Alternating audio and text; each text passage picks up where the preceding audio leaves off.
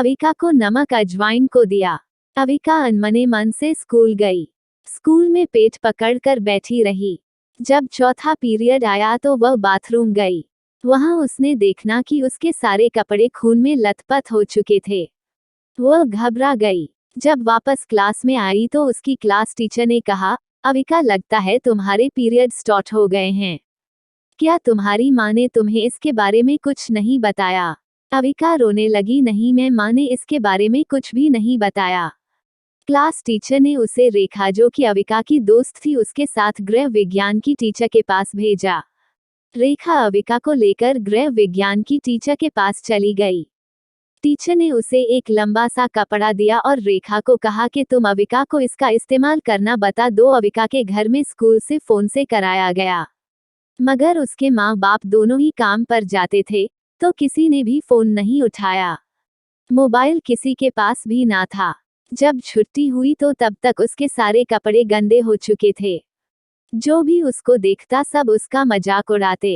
वह स्कूल से लेकर घर तक एक मजाक बनकर रह गई थी। सब लोग उसको कहते, हाँ देखो उसके कपड़े गंदे हैं। लड़के मजाक उड़ाते हैं, अरे देखो देखो इसके पीरियड स्टार्ट हो गए हैं।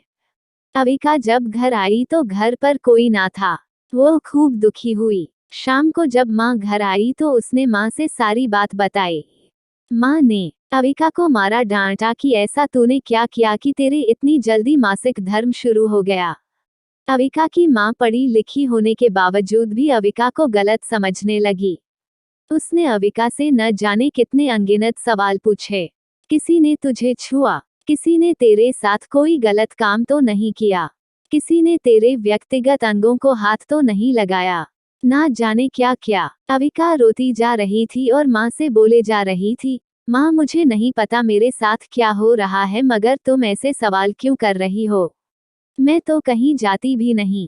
अविका के पापा जैसे ही घर आए के पापा उसकी माँ ने अविका के बारे में सब कुछ बताया। अविका की माँ स्वयं ने तो डॉक्टर के पास न जाकर अविका को उसके पिता के साथ डॉक्टर के पास भेज दिया। डॉक्टर अविका के पापा को समझाते हुए कहा, आजकल हार्मोन्स के कारण बहुत जल्दी पीरियड आ जाते हैं। यह एक नॉर्मल सी बात है। अविका के पापा ने अविका की शारीरिक जांच भी कराई। अविका इस बात से बहुत परेशान थी। डॉक्टर ने अविका को नॉर्मल किया। बात साधारण थी, परंतु न जाने क्यों पढ़े लिखे इंसानों ने भी उसको इतना बतंगड़ बना डाला। अविका के अब जब भी पीरियड्स आते वह स्कूल से छुट्टी मार लेती। मन में बार बार सोचती कि वह अब दोबारा मजाक नहीं बनेगी।